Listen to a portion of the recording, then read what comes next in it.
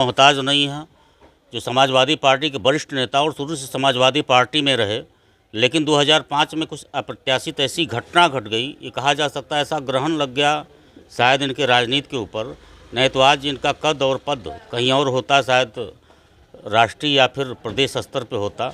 लेकिन उस विषय पर हम कोई चर्चा नहीं करेंगे, जो घट गया उसके विषय में बात करना कोई उचित नहीं है। लेकिन संत कबीर नगर ज़िले में या पूर्वांचल में कोई ऐसा नेता नहीं समाजवादी पार्टी या किसी अन्य दल का जो इनके नाम से वाकिफ नहीं है। आज हमारी इनसे बातें होंगी कुछ चुनावी मुद्दों पर, कुछ वर्तमान समीकरण को लेकर, क्योंकि 2024 का चुनाव नहीं, ये संग्राम है, महाभारत है। सारे दल, गठबंधन तो दोनों तरफ है, इंडी गठबंधन हो या भारतीय जनता पार्टी भी गठबंधन का नाम बार बार लेता है, लेकिन भारतीय जनता पार्टी ये कभी नहीं बताता कि हम भी गठबंधित हैं। उनके साथ भी गठबंधन है, लेकिन अपने गठबंधन का नाम भारतीय जनता पार्टी नहीं लेती, केवल इंडी गठबंधन। अब इंडी गठबंधन बुरी है तो भारतीय जनता पार्टी भी तो कई पार्टियों के साथ गठबंधन करी है। खैर, हमारी आज बातें होंगी नेताजी से। पहले धन्यवाद सर, आपने समय दिया। बहुत बहुत शुक्रिया कि आपने मेरी आवाज़ को जनता तक पहुंचाने के लिए आपने अमूल्य समय दिया, इसके लिए बहुत बहुत साधुवाद। धन्यवाद सर। और आपकी आवाज़ ऐसी है भी नहीं कि जिसे दबाया जा सके। हमारा जो पहला सवाल है सर, 2024 का चुनाव चल रहा है, कवायद बहुत लगाई जा रही है, दावे बहुत किए जा रहे हैं, वादे बहुत किए जा रहे हैं, ब्रह्मास्त्र चलाए जा रहे हैं, तो कोई दिव्यास्त्र चला रहा है।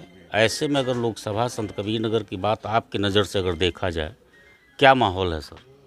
देखिए, माहौल संत कबीर नगर का ही नहीं, संत कबीर नगर से तो मैं बोल रहा हूँ, संत कबीर नगर के साथ साथ पूरे प्रदेश में आज भारतीय जनता पार्टी से यदि कोई लड़ रहा है और मजबूती से लड़ रहा है और शिकस्त देने की कगार पर है, तो वो है समाजवादी पार्टी और इंडिया गठबंधन। और हम इस समाजवादी पार्टी और इंडिया गठबंधन के मोटो को लेकर के और पिछले दिनों किए गए जनोपयोगी कार्यों को लेकर के हम जनता के बीच में जा रहे हैं। और जनता में जो सहानुभूति मिल रही है, जो सहयोग मिल रहा है, जो समर्थन मिल रहा है, शायद कभी इस तरह से देखा गया हो, क्योंकि आज की परिस्थितियां बदली हुई हैं। पूरा जनमानस, चाहे व्यापारी हो, चाहे किसान हो, चाहे नौकरी पेशे वाला आदमी हो, चाहे शहरी हो, चाहे देहाती हो, सारे के सारे लोग महंगाई से परेशान हैं।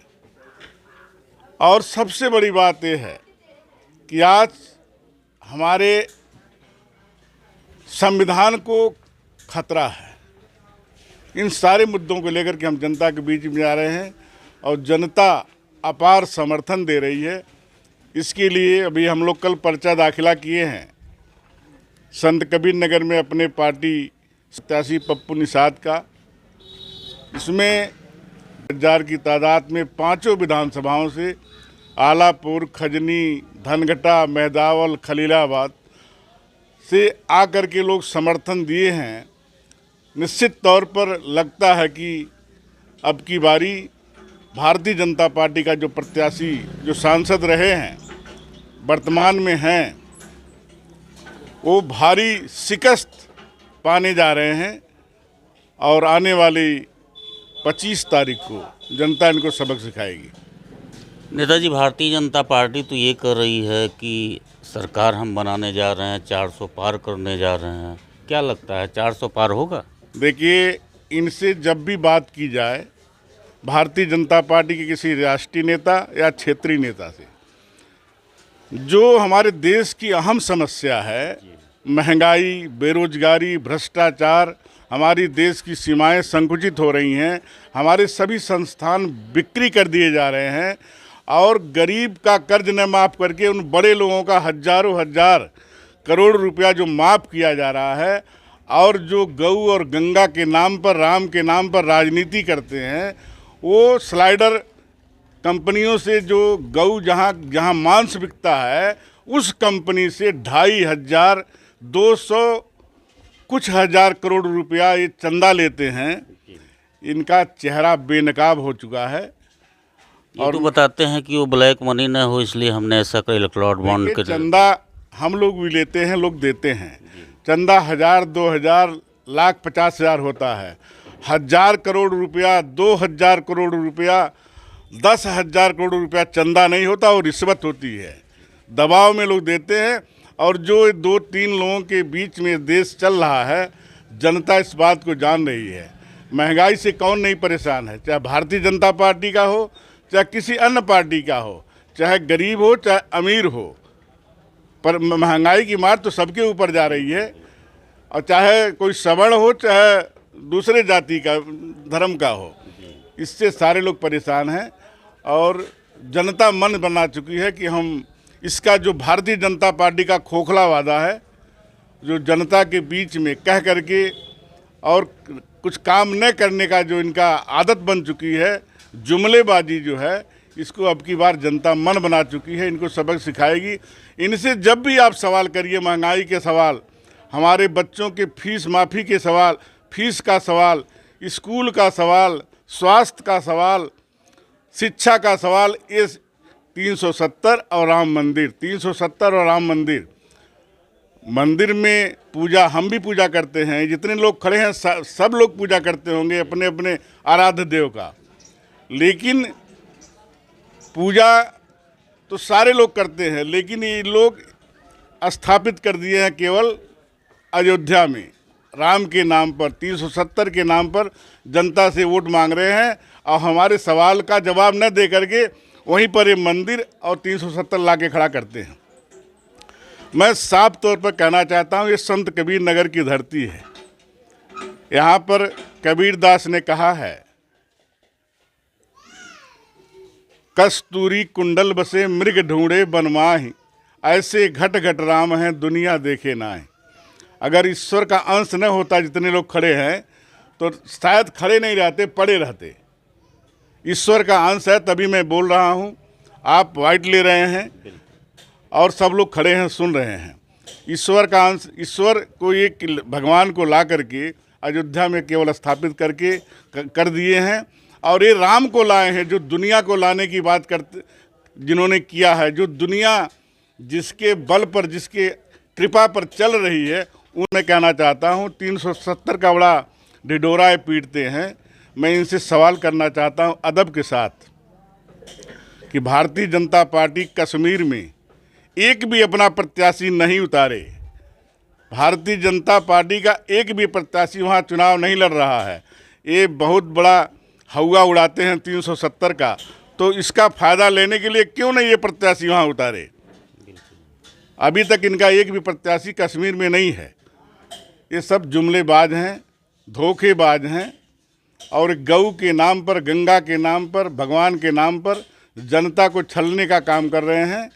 निश्चित तौर पर जिस तरह से रावण ने साधु का भेष बना करके सीता का हरण किया था, अंत में वध हुआ था, उसी तरह से अब की जनता इनका वध करेगी और समाजवादी पार्टी और इंडिया गठबंधन की सरकार बनेगी। नेताजी, आप भी टिकट की रेस में थे, आप भी टिकट की दौड़ में थे। जनता भी काफ़ी उम्मीद लगाई थी कि रामवृक्ष यादव जी को टिकट मिलेगा और मिलना भी चाहिए, लेकिन वो माननीय अखिलेश जी का फैसला था। उन्होंने क्या सोचा, किस रणनीति के तहत उन्होंने पप्पू निषाद जी को टिकट दिया।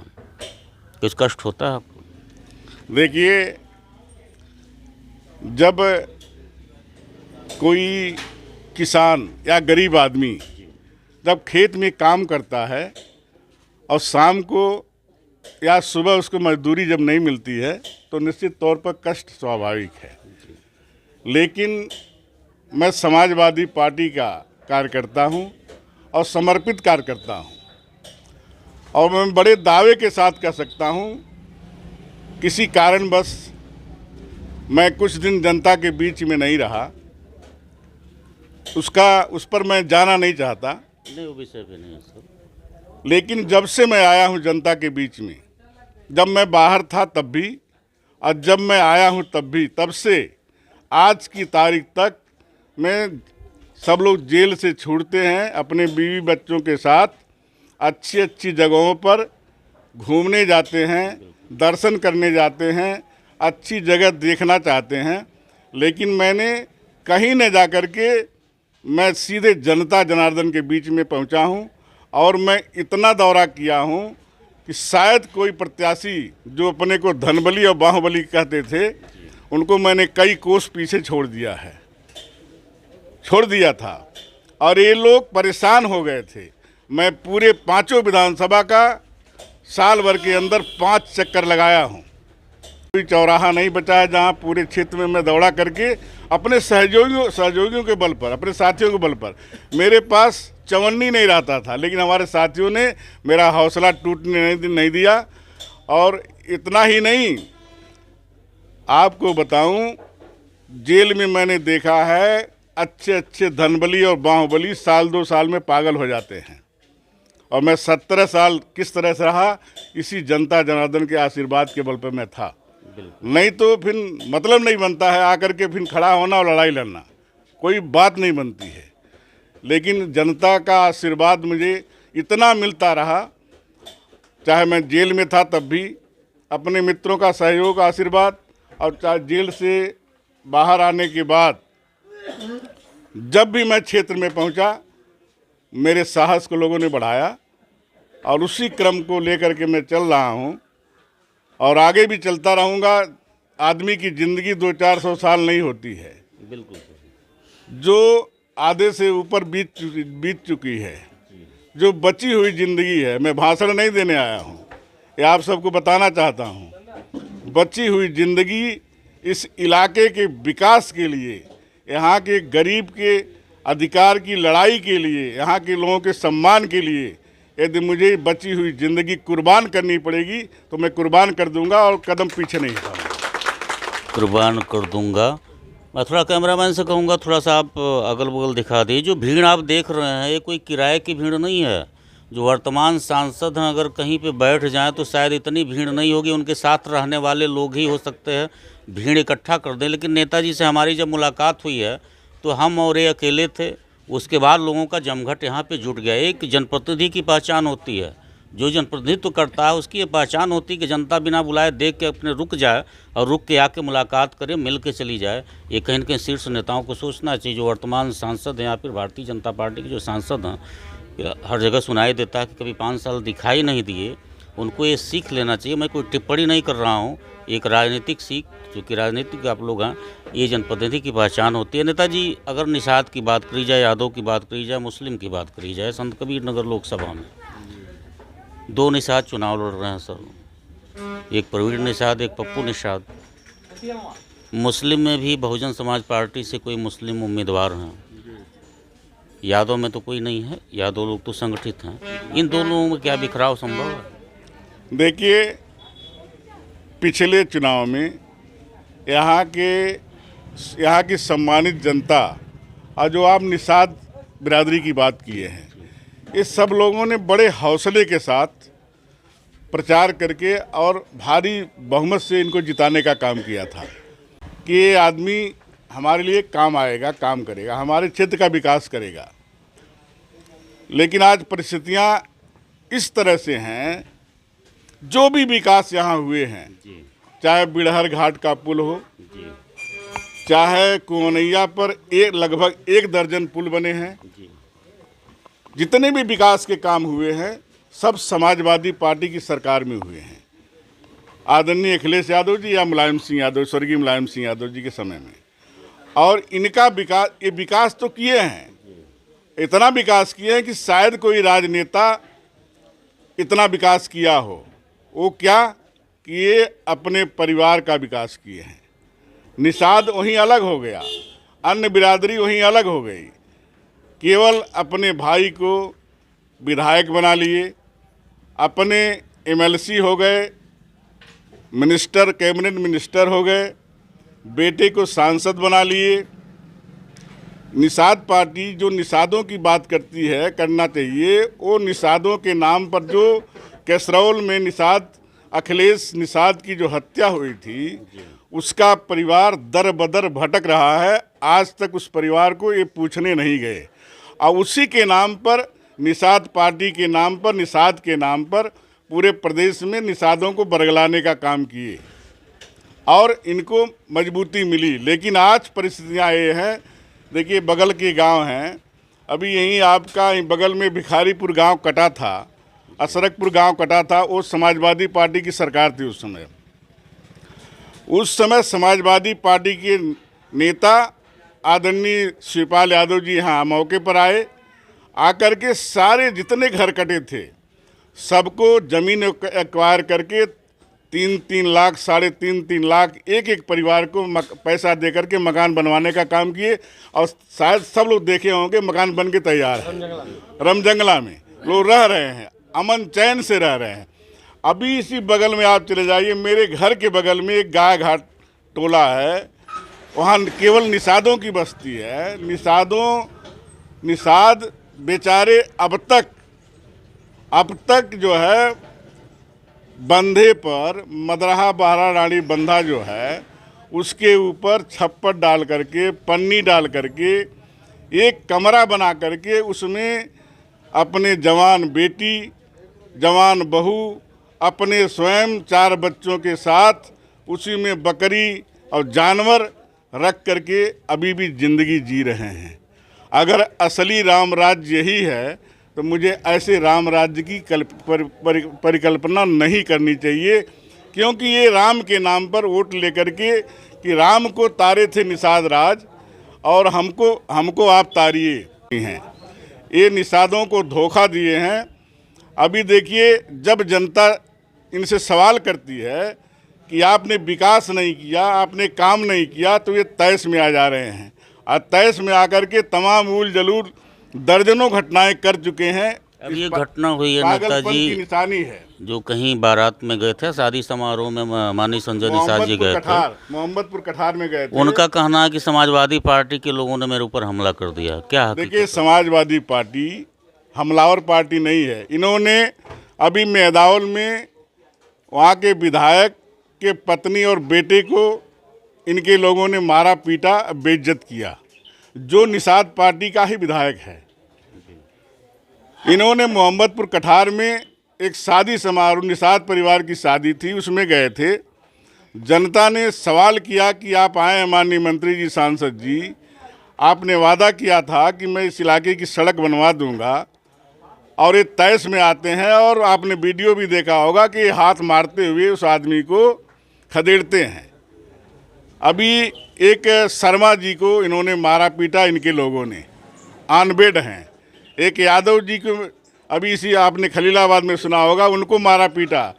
तो ये पागलपन की निशानी है और पागलपन का हद कर दिए हैं। जनता इनके पागलपन का इंजेक्शन आने वाली 25 तारीख को ऐसा लगाएगी कि हमेशा के लिए शांत हो जाएंगे।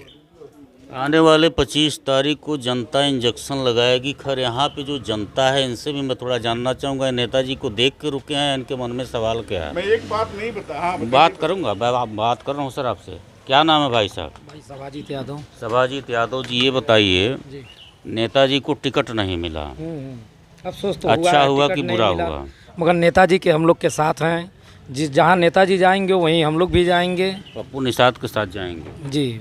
नेताजी कहते हैं कि पप्पू निषाद के साथ मत जाइए, तो क्या नहीं जाएंगे, हम इनके साथ ही रहेंगे। धन्यवाद सर। क्या नाम है आपका?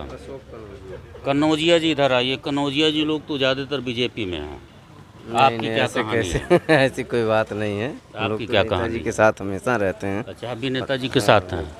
नेताजी को देख के रुके हैं कि कुछ यहाँ से लगाव है? हमेशा लगाव है, कोई देखने मतलब तमाशा देखने के लिए नहीं आए, यहाँ से लगाव है।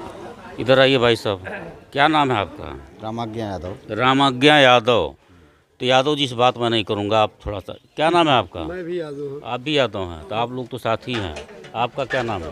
हाँ, अच्छा, सारे लोग यादव हैं। भाई आप लोग भाग क्यों रहे हैं? इधर आइए, आप लोग रुके हैं तो बात करिए, इधर आइए। क्या नाम है आपका? रामानंद। रामानंद। ये बताइए, नेताजी रामवृक्ष यादव जी को टिकट नहीं मिला, उससे कुछ दुख है? कोई दुख नहीं है सर। अच्छा, चुनाव लड़े चाहे न लड़े कोई मतलब नहीं है? नहीं। किसके साथ हैं आप? इन्हीं के साथ हैं, हम लोग के क्षेत्र के नेता हैं। मतलब रामवृक्ष यादव जी जिसको कहेंगे उन्हीं को आप लोग वोट करेंगे? हाँ। तो अब की बार किसे वोट करने का विचार है? सपा का। समाजवादी पार्टी। हाँ। कौन कैंडिडेट है सपा से? पप्पू निषाद। पप्पू निषाद जी। क्या नाम है सर आपका? अच्छा, ये बताइए, नेताजी बैठे हुए हैं, आप यहाँ रुके हैं तो नेताजी को देख के रुके हैं, कहाँ रुके हैं? नेताजी को हम लोग शुरू से देख के और उनके साथ रहते हैं। अच्छा। हाँ, इस समय 2024 का चुनाव चल रहा है। भारतीय जनता पार्टी कहती है हमने बहुत सारा सुविधा दे दी, सुविधा दिया जी। है और नहीं तो उजाड़ रही है, उजाड़ रही है। क्या उजाड़ दिया? सब कुछ उजाड़ रही है, महंगाई और चकबंदी लगा दिया, उसमें सबका खेतें कम कर दे रही है। अब की बार 2024 में किसको जिताना है? नेताजी को जिताना था तो वोटर नहीं मिला उनको। मैंने उनको टिकट मान लीजिए नहीं मिला, इस समय जिसको टिकट मिला है उसके साथ हैं कि नेताजी के साथ हैं? हम नेताजी के साथ हैं। यानी नेताजी जहाँ कहेंगे वहाँ वोट करेंगे। ये युवा हैं, युवा सही बात करते हैं। इधर आइए, क्या नाम है आपका? परवीन। परवीन जी, ये बताइए युवाओं की क्या हाल है इस समय भारतीय जनता पार्टी की सरकार में? कुछ नहीं हाल है, सब बढ़िया है? कुछ नहीं बढ़िया है। तो तब कहाँ करें कुछ नहीं है? बेरोजगार हैं। क्या तक पढ़े हैं? हाँ? किस क्लास तक पढ़े हैं? बस सर। हाई स्कूल हैं? कहीं कुछ देखे हो कि भर्ती उठती? हाँ? कुछ नहीं। कुछ नहीं, आप गए ही नहीं कहीं। जब गए नहीं तो कहाँ सरकार की गलती दे रहे हैं? क्या नाम है? इधर बेटा, इधर आओ बाबू। अभी तो वोटर नहीं होगे ना? अभी वोटर नहीं हो? नहीं। अच्छा, नेताजी की छवि कैसी लगती है ये बताओ? अच्छी लगती कल वोटर हो जाओगे उनके समय तक? है। यस। अगले चुनाव में, विधानसभा या लोकसभा के चुनाव में नेताजी को सपोर्ट करना है या कहीं और जाना है? इन्हीं को सपोर्ट करना, नेताजी को। यहाँ की जो जनता है, जो कई, क्या नाम है सर आपका? कमलेश राजभर। राजभर जी, ये मोहन राजभर जी के चेले हैं, इनसे बात बढ़िया करेंगे। मोहन राजभर जी खुल के गाली देते हैं, आप क्या करेंगे? किनको गाली देते हैं? अरे मोहन राजभर जी का वीडियो आपने नहीं देखा? कभी समाजवादी गरियाते हैं, कभी बीजेपी गरियाते हैं, किसके साथ कब सट जाएंगे कोई ठिकाना नहीं। ओपी राजभर जी हैं, ओ, मोहन नहीं, ओपी ओपी राजभर जी हैं। राजभर। हाँ हाँ, ओपी राजभर जी हैं। राजभर। तो उनका मानसिक संतुलन ठीक नहीं रह गया, क्या करेंगे? वो अपने वो जो हाल निषाद जी की है, वही हाल ओम प्रकाश जी की भी है। वो भी बिरादरी के नाम पर अपना विकास कर रहे हैं और किसी राजभर समाज विकास नहीं कर रहे हैं। तो ये बिरादरी समझ क्यों नहीं रही? आखिर शोषित हो रही है, शोषण किया जा रहा है, तो बिरादरी बार बार जीता क्यों रही है? नहीं, लोग समझ रहे हैं सर जी, ऐसी बात नहीं है। कुछ लोगों के साथ रह रहे हैं, बाकी लोग जो समझ रहे हैं धीरे धीरे उनका साथ छोड़ करके मान्य अखिलेश जी के साथ आ रहे हैं। यानी आप समझदार हैं? सर हम 10 साल प्रधान रहे हैं। अच्छा जी सर। बहुत सही। 10 साल प्रतिनिधित्व किया है जनता का। प्रधानी का पद मैं बता दूं बहुत कठिन होता है। ये व्यक्तित्व की लड़ाई होती है, सिंबल की लड़ाई इसमें नहीं चलती है। इसीलिए नेताजी इतना खुल के बोल रहे हैं। आपकी बार किसकी सरकार सर? अभी बार सपा की सरकार बनेगी। 400 पार या 400 के अंदर? 400 पार कहाँ जाएंगे? वो तो कहने कुछ भी पार कर सकते हैं। नहीं ना, हम सपा की बात, भाजपा के लोग 400 पार कहते हैं, कहने के लिए कुछ भी कर सकते हैं, लेकिन इंडिया गठबंधन की सरकार बनेगी, सरकार बनेगी। बिल्कुल बनेगी, जान लीजिए, पक्का है? बिल्कुल पक्की बात बनेगी। बहुत सही। चाचा आपका क्या नाम? आपका बहुत लंबा अनुभव होगा, आप बड़े पुरानिया लग रहे हैं। कितना उम्र है आपका? 74 साल में चल रहे हैं। बहुत सही, एकदम बिल्कुल फिट दिखाई दे रहे हैं। भगवान करे आप ऐसे ही फिट रहें। आपके सामने तो नेताजी की बहुत ज़्यादा उम्र नहीं होगी। नहीं, हमसे कम है। कैसी छवि है नेताजी? नेताजी की पूरे नहीं 5 विधानसभा में बिना जनाए हुआ। ये नेताजी जिस चौराहा पर रुक जाते हैं, सारे बच्चे इनके पीछे लग जाते हैं। क्यों लग जाते हैं? ट्रॉफी उफी देते हैं क्या? हम उनकी तो भाई हाल जाने के नहीं क्यों लग जाते हैं। बशर्ते जिस चौराहा पे रुकेंगे, भीड़ बिनी बुलावल और कितने मनई नहीं जानते हैं, 300 ओरहन देते हैं। नेताजी तुम चौराहा गया, मुझको नहीं बताया। अच्छा ये बताइए, भारतीय जनता पार्टी कर रही कि हमने बहुत सारे कार्य कर दिए, बहुत सारी योजनाएं दे दिया, वृद्धा पेंशन दे दिया, आवास दे दिया, आयुष्मान कार्ड दे दिया, किसान सम्मान निधि दे दिया, आपको क्या क्या मिला? नहीं, हमको कुछ नहीं किया है। क्यों? अरे बाप, क्या किया है हमको वही बता दीजिए। महाराज लोग बता रहे हैं आपके खाते में सम्मान निधि आई है। न न न न, ये तो गलत झूठा बात। ये जो कहते हैं वो करते नहीं है। अरे बैंक मैनेजर बता रहे थे आपके खाते में सम्मान निधि मैनेजर आई की बात न करिए। मने अब हम यह बुजुर्ग में बाड़ी बगैर कुछ नहीं करते हैं। जो कहते हैं वो करते नहीं। मिला नहीं? नहीं, 15 लाख रुपया भाई, क्या जो कहे काला धन आएगा और 15 लाख रुपये खाता में जाएगा, तब उसकी जवाब अब कौन लगाएगी? जनता जवाब लगाएगी। यानी 2000 मिला नहीं, आप 15 लाख का ख्वाब देख रहे अरे हैं? 15 लाख कहे थे। अच्छा कहे थे? हाँ, कि हर खाते में कभी सवाल क्यों नहीं करते हैं जब उनके सांसद यहाँ प्रचार करने आते अरे हैं? ज़्यादा संसद से मार कर वो तुरंत मारे। मार नहीं करना, सवाल करना। अरे सवालों पर मारेगा, तुरंत मारे। उसके साथ फोर्स है, हमारे पास कौन फोर्स है? अरे आपके साथ इतने लोग खड़े हैं, फोर्स नहीं है? फोर्स नहीं ना, अलग से वो आती है तुरंत क्या? अगर हम अही नहीं बोल देंगे तुरंत मारेगा, मेरी बात ही नहीं सुनेगा। अच्छा इधर आइए चाचा, ये बताइए कुछ बीजेपी का कोई एको काम समझ में आता है कि सब नहीं, खराब कुछ है? नहीं, सब फरारी काम, जितना काम रहा सब जोड़ दिया। सारे काशकार, कहीं इसको फोटो कराइए, कहीं इसको कार्ड बनवाइए, सारे कार्ड सारे जनता की मछली के लेखा एकदम बेकल कर दिया है। जी। हाँ, मछली के लेखा बेकल कर दिया। मछली की तरह बेकल कर दिया है। क्या नाम है सर आपका? सर मेरा नाम पप्पू यादव है। यादव जी, ये बताइए नेताजी को टिकट नहीं मिला जी। कुछ कष्ट है? इसके लिए तो इस क्षेत्र की जनता को पूरा कष्ट है और नेताजी ने लोकसभा की जनता को कष्ट है कि नहीं? क्षेत्र की लोकसभा छोड़ की दीजिए। जनता को तो काफ़ी कष्ट है, क्योंकि इन्होंने 17 साल में जो 17 महीने में आकर के जिन्होंने संघर्ष किया और जन जन तक के लोगों का दुख सुख झेला और जो है समझा, ऐसा कोई प्रत्याशी अभी यहाँ पर हमारे ख्याल से पूरे प्रदेश में कोई ऐसा प्रत्याशी नहीं होगा जो इनके इतना संघर्ष किया हो और इतना लोगों के बीच चला हो। अखिलेश यादव भी तो इसी प्रदेश में आते हैं। अखिलेश यादव भी इसी प्रदेश में आते हैं, हम मानते हैं, लेकिन नेताजी उनसे ज़्यादा भी चले हैं क्या? राम वृक्ष यादव अपने लोकसभा में, वो अपने लोकसभा में सबसे ज़्यादा लेकिन वो चले, राष्ट्रीय नेता पूरे भारत में जाते पूरे भारत में जाते हैं, लेकिन बशर्ते है पैदल चलने वाले और सबसे ज़्यादा लोगों से मिलने वाले अपना काम करते हैं अपने क्षेत्र में। हैं। जो यानी छोटे इस लोग, लोकसभा में अगर बात करी जाए तो सबसे ज़्यादा संघर्ष अगर किसी ने किया है तो तो राम रामवृक्ष वृक्ष यादव ने जी किया है। इसके लिए दुख पूरे लोकसभा की जनता को है, लेकिन नेताजी के स्वभाव को देखते हुए राष्ट्रीय अध्यक्ष जी के हाथों को मजबूत करने के लिए लोगों ने नेताजी काफ़ी समझाया लोगों को, जो इनके समर्थक में रहे, हमेशा चले साथ व्यात, उनको बहुत नेताजी से ज़्यादा कष्ट उन लोगों को था। इन लोगों को बहुत इन्होंने समझाया कि हमारे मान सम्मान की बात है, राष्ट्रीय अध्यक्ष जी के हाथों को मजबूत करना है, जा करके काफ़ी लोगों को जो है समझा बुझा करके रास्ते पर लाए। क्या लग रहा है आपकी बार भारतीय जनता पार्टी कर रही है 400 पार, अखिलेश यादव जी कह रहे हैं 1 सीट और वो नाम नहीं बताओगी, और 1 सीट कौन सी है? भारतीय जनता पार्टी की 400 हार होगी। 400 हार होगी। हाँ 400 हार होगी, 400 पार नहीं होगी, क्योंकि जो गैस की आप महंगाई सम्मान निधि लेके झूठ बोल रहे हैं। है, जो गैस की महंगाई है, बच्चों का पेपर लीक है, किसी को नौकरी नहीं दी जा रही है, इन सब कारणों से सभी लोग परेशान हैं और टैक्स से भी परेशान है। इसलिए भारतीय जनता पार्टी जो है टूट चुका है और अब की 400 हार होने जा रही है। 400 हार होने जा रही है, इन्होंने बताया 400 हार होने जा रही है। प्रधान जी, सर अपना परिचय बताइए थोड़ा, क्या नाम है आपका? दयाराम यादव। दयाराम यादव जी, किस ग्राम सभा के प्रधान हैं? रामपुर दक्षिणी। रामपुर दक्षिणी। आपसे क्या माहौल है आपकी, अगर बात किया जाए 2024 लोकसभा चुनाव की 2 निशानों में आपसी लड़ाई हो गई है, और कौन जीतेगा कौन हारेगा? सपा जीतेगी। अच्छा, पप्पू निसार। अच्छा उन्हीं का, यानी प्रत्याशी का ही फोन आ रहा है। खैर चलिए, आपसे तो खैर बात है कि आप सम्मान निधि लेके झूठ बोल रहे हैं। क्या नाम है सर आपका? प्रभुनाथ यादव। प्रभुनाथ यादव जी, ये बताइए भारतीय जनता पार्टी की अब की क्या कहानी होने वाली है लोकसभा संसदीय? जो 14 में आए थे वो 24 में पूरी तरह से जाने वाले हैं। पूरी तरह से भेज देंगे उनको? बिल्कुल, जो 14 में आए थे वो 24 में जाने वाले हैं। उसके कारण हम आपको कुछ गिना दें।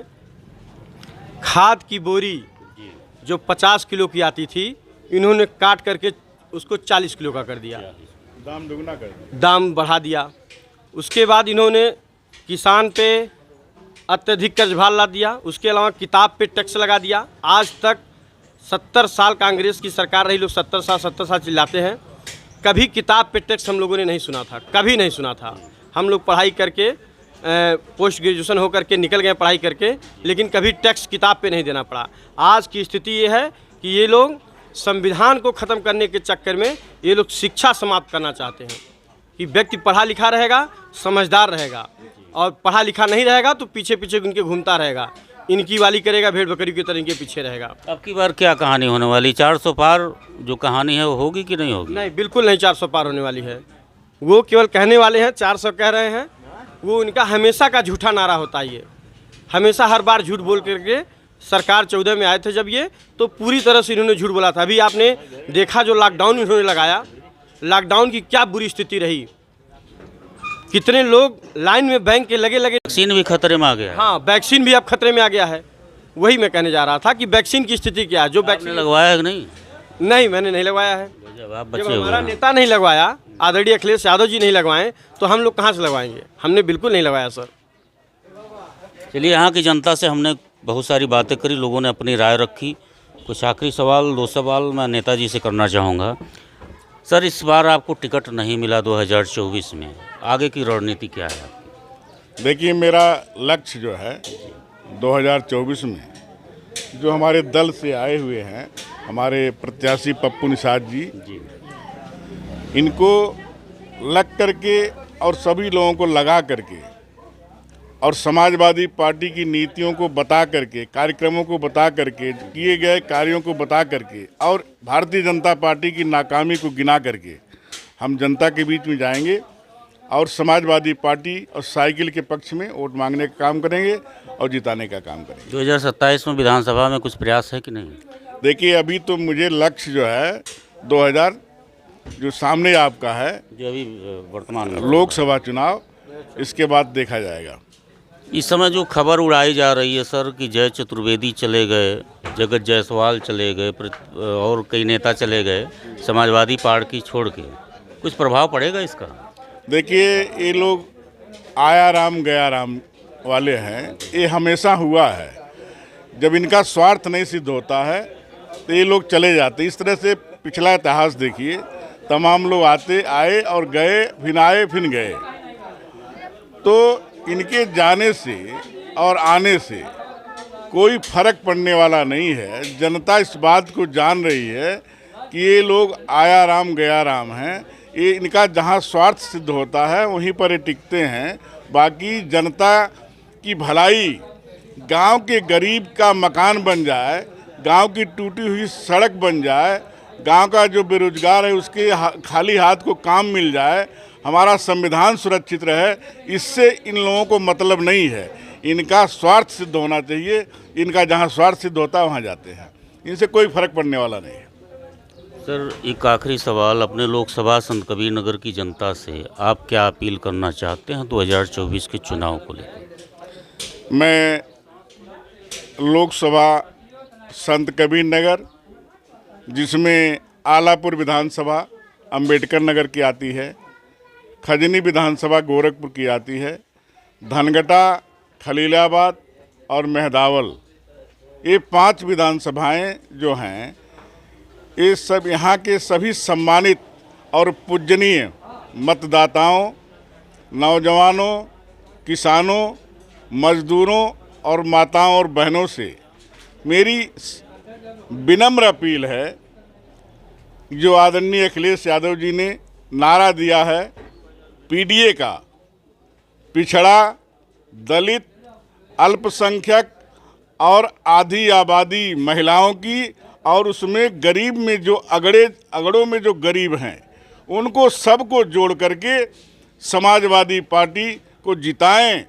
तभी हमारे गांव के, हमारे इलाके के, हमारे ज़िले के, हमारे प्रदेश के नौजवानों के जो हाथ खाली हैं, जो एमए बीए की डिग्री ले करके रिक्शा चलाने का काम कर रहे हैं, रोजी रोटी के लिए परिवार में हमेशा उनको ताना मिलता है, उनके हाथ को काम दिलाने के लिए, किसान को सस्ती बिजली, पानी, दवा की व्यवस्था करने के लिए, जो हमारे इलाके में गांव बह गए हैं, कट गए हैं, जिनके पास मकान नहीं है, उनको मकान दिलाने के लिए, ये सारी जो कमियां हैं इसको दूर करने के लिए सिर्फ एक ही उपाय है कि समाजवादी पार्टी को जिताएं।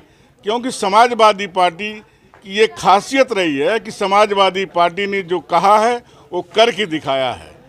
समाजवादी पार्टी आदरणीय डॉक्टर राम मनोहर लोहिया, बाबा साहब भीमराव अंबेडकर और स्वर्गीय मुलायम सिंह यादव जी के सपनों की पार्टी है। उनके सपनों को साकार करने के लिए हमारे राष्ट्रीय अध्यक्ष आदरणीय श्री अखिलेश यादव जी, जो आज पूरे देश के निगाहें उनके ऊपर टिकी हुई हैं, करोड़ों दलितों, पिछड़ों, गरीबों की आशा की किरण बन चुके हैं, इनके हाथ को मजबूत करने की मैं अपील करता हूं।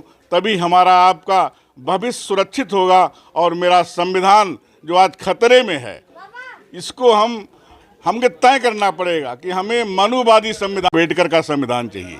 हमें तय करना पड़ेगा, यदि आप मनुवादी व्यवस्था लागू करना चाहते हैं जो आज के 100 साल पहले 50 साल पहले होता था, अगर अब की बार चूके तो जो आज़ादी की लड़ाई हम लोगों ने, हमारे पूर्वजों ने लड़ा है, खून की होली खेला है, तब जाकर के हमारा देश आज़ाद हुआ है, फिर वही लड़ाई संविधान बचाने के लिए हमको लड़ना पड़ेगा।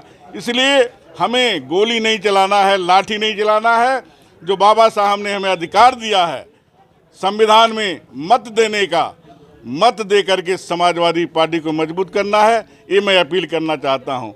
और एक बात और कहना चाहता हूँ, आम जनमानस से 3 दान होते हैं, रक्तदान, कन्यादान, मतदान। रक्तदान करते समय यदि सही ग्रुप का खून सही ग्रुप के व्यक्ति में नहीं गया तो उसकी मौत हो जाया करती है, इसलिए रक्तदान भी बड़े सोच समझ के करना चाहिए। कन्यादान करते समय उसके माँ बाप, लड़की के माँ बाप बड़े सोच समझ के वर का चयन करते हैं। यदि जुआरी, पियक्कड़, घुमक्कड़ मिल जाए तो लड़की की ज़िंदगी बर्बाद हो जाया करती है। और तीसरी बात, एक वोट से हार जीत होती है।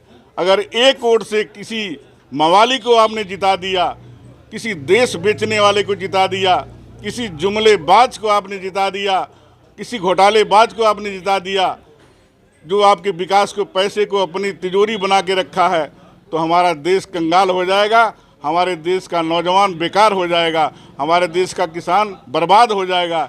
इसलिए मतदान का समय आ गया है, इसको बड़े सोच समझ करके हमें प्रयोग करना है और अच्छे कैंडिडेट को जिताने का काम करना है, यही मैं अपील करना चाहता हूँ। धन्यवाद सर। हमारे साथ थे रामवृक्ष यादव जी, समाजवादी पार्टी के वरिष्ठ नेता हैं। इनका जो कहना है रक्तदान, मतदान, कन्यादान, ये तीनों दान बहुत सोच समझ के करना चाहिए। मैं नहीं कह सकता आप लोग किसे जिताइए, किसको वोट दीजिए, ये आप लोगों का संवैधानिक अधिकार है, लेकिन इतना ज़रूर कहूँगा, वोट करने के पहले चिंतन मंथन जरूर करिएगा, फिर मतदान करिएगा। आप बने रहे पब्लिक लाइव टीवी के साथ। अगले जनपद के साथ जल्द मुलाकात करवाते हैं, तब तक के लिए नमस्कार।